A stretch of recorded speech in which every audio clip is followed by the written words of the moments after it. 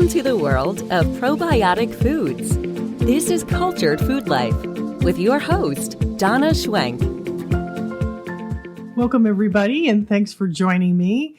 And with the abundance of fruits and vegetables available during the summertime, I want to talk to you about the probiotic superstar in cultured vegetables and encourage you to make some cultured vegetables this summer when all the vegetables are readily available. And they're so good for you, and you can preserve a lot of them through fermentation for wintertime. And it's just, there's so much to know about this that I think it's really important for people to understand what they're actually doing in the process of fermentation. So I get a lot of emails about people wanting to ferment their cultured vegetables with water keef or kombucha. Now, you can ferment with these two different cultures, but the vegetables tend to get mushy and don't last as long because they really need to have the most abundant culture in them, which is Lactobacillus Plantarum. And it is one of the most important and most abundant good bacteria that is in your cultured vegetables. And if you use other cultures and other mediums to make your cultured foods, you're going to be diminishing that one. That makes the cultured vegetables so strong. And that's because bacteria likes to work in numbers. So whichever is the most dominant, whether it's a good yeast, which can be probiotic too, or a good bacteria, whichever one has the most is going to dominate and control the environment. And you really want Lactobacillus Plantarum to be the most abundant in your vegetables to get the most benefits. So here's something interesting to know. When you make cultured vegetables, they make their own Lactobacillus Plantarum without a starter culture. And I have repeatedly noticed those ferments are never as strong as the ones when you add a bacteria starter culture to it. It keeps the levels of good bacteria longer. And since Lactobacillus Plantarum is the most abundant bacteria in for instance, our cutting edge cultures, starter, and most of the other starter cultures, it's the most abundant one. If you're getting the ones from, let's see, Caldwell's has one. I think Body Ecology has one, although Caldwell's has changed their formula and has added other bacteria. You really want Lactobacillus Plantarum to be the most abundant one because it's naturally occurring and it's the one is the strongest and is most important and let me tell you why it's so important to have that. So, this particular strain of bacteria, Plantarum, is very hardy and it survives the stomach acids with ease. It can make the full trip from your mouth to your intestines to the colon, and it colonizes you in a very, very powerful way. Lactobacillus Plantarum is a welcome guest that works mightily for you by fiercely attacking pathogenic bacteria in our bodies, and it does it really well. It will strengthen your own good bacteria by killing the bad guys. That helps your own bacteria grow stronger. And it also helps to be more resistant to future invasions of pathogens. And it's important for me to say this because people don't realize this. It's a transient bacteria, which means it only lasts a few days in the body. So it's really important to consume it often. So if Lactobacillus Plantarum is killing off harmful bacteria, and then your other good bacteria is growing, it becomes more dominant. Those other good bacteria become more dominant. And then that's why you cannot be affected by pathogenic bacteria again because they won't be very strong because the good ones will have taken over and they won't allow them to survive because it's all about dominance in their gut. Who has the most food? Who has the most bacteria? Who has the most in numbers? And when you have the most in numbers, then everything gets controlled by either the good guys or the bad guys. So it's important to have this, every few days, a spoonful is plenty of cultured vegetables or a pickle or something like that. And I have a gazillion recipes for cultured vegetables because it keeps everything in balance. And, the problem that people have, like when we take antibiotics, it's killing 99% of good and bad bacteria. And 99% of our bacteria, that get the most that we have in our body, there's only a very few amount that usually make us sick if we have a good ratio of good to bad. And most of the time people do, but years of, chemicals on our food and antibiotics and things that kill bacteria, people don't realize what they're doing by killing off, because they think that all bacteria is bad, and it's just not. The good bacteria is keeping us well 99% of the time. They did a study, and I was reading this study the other day, and they moved these people from one home to a new home to see if their bacteria would come with them. And it did, and it colonized the house within an hour. The people, you're just a cloud of bacteria. So when they moved this family to a new home, they literally wiped out the other stuff that was there. And what was interesting was they found E. coli on the counter, but the people didn't get it because the good bacteria kept them from allowing that to affect them, because they had a lot of good bacteria. So, you don't realize it, but everywhere you go, you're taking your bacteria with you and colonizing. So this is why it's so important for you to be healthy, because whether you realize it or not, since you are 100 trillion bacteria, everywhere you go, you're taking that with you and affecting the people around you. And if you're healthy and dominant, you create an environment that's healthy just by your very presence, which is very, very cool. And that's why I do these crazy podcasts and blogs and articles and recipes, is to try to encourage you, because I feel like it's making the world a better place. Because the more good bacteria we have, and Lord knows we need it, the more we affect everything around us, because we're in a symbiotic relationship with nature. Nature has lots of good bacteria, yeast, all kinds of things going on that is affecting us, but we're also affecting it. And the more healthy we can be, the more good strains of bacteria, because we are more bacteria than we are cells in our body, the more we affect one another, the more we affect the land and the environment and the homes that we live in, and the better things can get if we're healthy and we have those good strains. So one of the cool things the Lactobacillus Plantarum does is it removes pesticides from non-organic vegetables when you make a jar of cultured vegetables. And it also can live in your gut and keep pathogenic diseases that cause, those pathogenic causing microorganisms from flourishing. It won't let it grow, just like it didn't let the E. coli affect those people. It kept it at bay. And it's exciting that our microbes can help us by removing pesticides from vegetables, because a lot of people, it's a hardship for them to buy organic. And but the healthy bacteria that dominates in fermentation can remedy this. And it removes pesticides from non-organic vegetables. And they've studied it. And in kimchi, it was found to be capable of degrading 4 different organic phosphorus insecticides by using them as a carbon and phosphorus food source for the bacteria. And that happened within 6 days, 6 to 7 days. It removed all that. It used the stuff that was harming us, that would be in our vegetables. It ate it up. So another interesting thing that it does is they have consistently shown that L. plantarum is resistant to many antibiotics. And so it also has potential cholesterol lowering activities. And guys, it is really powerful and can knock out food poisoning. I have seen myself many, many, many times, and from so many people who have wrote me and told me how powerful this is against food poisoning. And it was the only thing that worked. And I mean, I have articles and podcasts on it. It is powerful medicine, and there's a lot of science behind it too.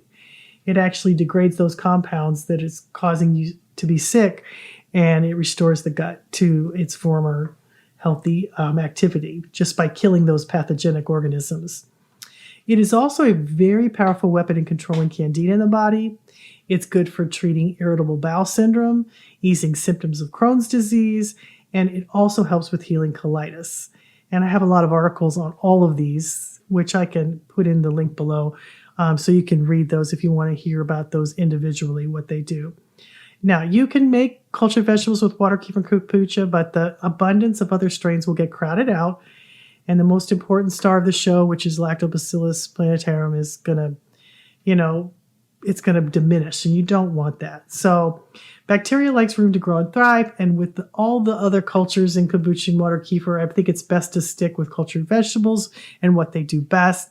And you can, diversity is good, But when it comes to cultured vegetables, getting lots of what the main bacteria, this special superpower bacteria is a very good thing. If you ferment any vegetable, chances are it's a very good start to helping you heal from the inside out. Now, something that really helps cultured vegetables be even stronger than they are is adding prebiotics. So fruits and vegetables are natural prebiotics. But some of the more strong ones is like jicama. I have a recipe called jicama if you're sickama. And jicama is one of the strongest prebiotic vegetables there is. And I have a fantastic recipe. And I will link that in the description below. And it, like you guys, it bubbles. I sold these in the store a long time ago when I thought I wanted to do that. And then I thought, oh my gosh, I'll spend my days cutting up jicama. And I decided that I was better sourced in doing blogs and articles and educating people. But they sold out every time because basically it was jicama cut into slices that was peeled and cut into slices, and you added orange juice and orange zest, and it would just bubble out of the jar, and it's delicious, and kids like it. It had kind of a sweet, sour taste that was fantastic and so easy to make and so good for your gut. So very good for you. And I also have recipes that have lemon kraut, blueberry kraut, apple, garlic, carrots. They are all prebiotics. And they help the ferments become stronger because they use them as food to make the good bacteria grow and multiply. So, bacteria really acts like, or prebiotics act like a fertilizer to promote the good bacteria in your gut. And it also happens when you ferment them in the vegetables. So it's essential to keep your immune system running strong and to make those vegetables as strong as they can be that will really help you. You want a diverse selection of good bacteria in your gut, and eating cultured foods, it accomplishes that. And with the addition of prebiotics, you have a super strong combination that boosts your immune system. Prebiotics help strengthen your ability to absorb calcium, magnesium, and other minerals that are usually lacking in our diets.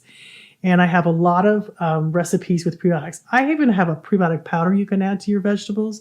I have one particular recipe that I add it to all the time. It's called Shelley's Cultured Vegetables. I don't know. It is one of our favorite vegetables. It tastes so good. And we also add minerals to that. And that's a super strong one that really helps restore your gut. I'll link that below too. I have other recipes like apple kraut. Apples are huge prebiotics and they make a wonderful kraut recipe. Blueberry spinach kraut is just, oh my gosh, guys, it's so good. It tastes like a mouthful of blueberries when you're eating it. You put them in there and the blueberries ferment with the kraut, and it is just a fantastic tasting kraut recipe. I have a lot of pickle recipes. I have dill pickles. I have cinnamon dill pickles. I have cucumber kimchi, which is really easy and really good. I have border salsas. I also have a cultured peach pico salsa, which has a sweet sour taste that gives flavor to so many Mexican dishes. And like vitamin A is abundant in peaches, and it's really essential to sharp eyesight. So it protects against lung and mouth cancers. It helps mucous membranes and elasticity in the skin. All those are done with peaches and kraut. And the darker the peach flesh, the more vitamin A you get. So it is a fantastic, super easy recipe. I just have a bunch of recipes for this. And I think it would, I think you can just pick something that sounds good to you and start with that. And it gives you so many choices to, really get going on this. Find one that you like. The jicama if you're sickama is so good. That is one of my favorite. I have things like Earl Grey tea pickles. They are so good. Another really, really good one is dilly beans. You just take green beans and ferment them like pickles. Guys, they are so good. I have a lemon kraut that I love. I was telling you about Shelley's. I have tomatoes. I think I did a podcast on that recently. I have a zucchini. I have 2 zucchini squash recipes that are really good. And I am going to link all of these in the description below because I want you to find something that you will eat because it can really, just a spoonful, guys. It's just food. It's not a supplement. It's not a drug. It's just vegetables. And you ferment them and they can last 9 months in your fridge. And even if you only have it once or twice a week, it's enough. It makes a huge difference. Even if you only have a spoonful or use it as a topping, it's fantastic. I'm getting ready to do a dip book coming out this August that has I think 35 or 40 dips in it. And you guys can just take kefir cheese and strain the kraut a little bit, or any of these cultured vegetables, mix it in with the kefir cheese. It makes the best dip in the world. I think I talked about that last week too. It's super simple. It's super fun to make. And all of these different recipes are just to encourage you to get healthy, to use the vegetables that nature provides that keeps us healthy inside. There's a lot to be said about fermenting your vegetables because they are so powerful. They're even safer than raw vegetables because the good bacteria dominate and keep out all the pathogens. So they're a super safe way to eat something. It was funny yesterday. One of my favorite things to do is to make my daughter likes grilled cheese, and she was doing some shipping for me, and she was hungry, and I said, I'll make you a grilled cheese, and I put kraut in the middle, and it is so good, and it doesn't quite get too hot in the middle of the sandwich, so the probiotics are preserved.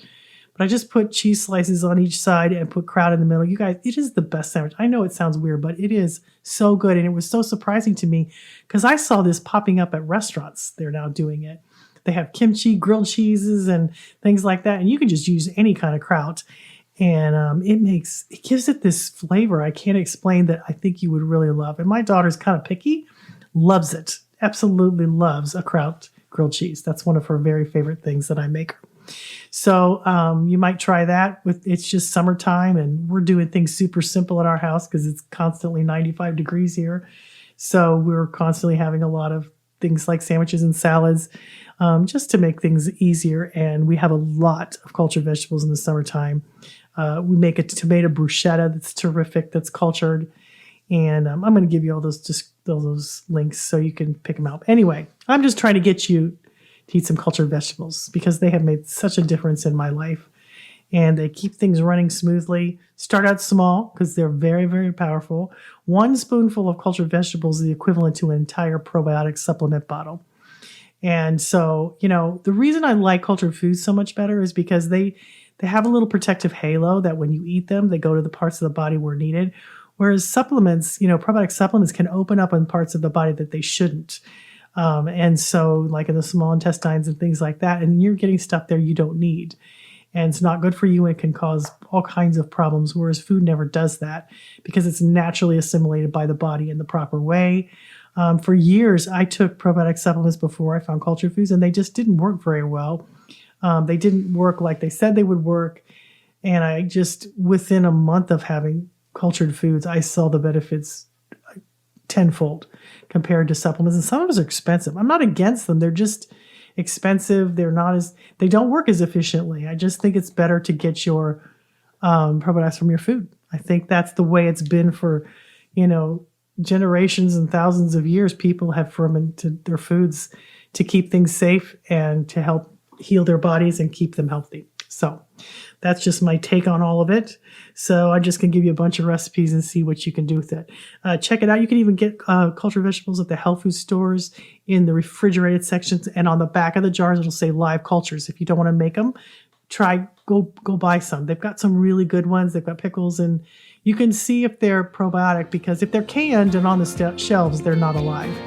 They're not a living food, and they're not probiotics. So you want to go to the refrigerated section and then check on the back of the thing. If it says live cultures, then you're getting a probiotic food that's naturally fermented, which is so good for you. So check it out and let me know. And I will put all these descriptions for the recipes in the link below. And just try a spoonful, see how you do. Shoot me an email and let me know how you're doing. And thanks for listening to this, guys. I appreciate it. I hope this summer you eat lots of fruits and vegetables so you can feed your microbiome. And have a good week, and we will see you next time.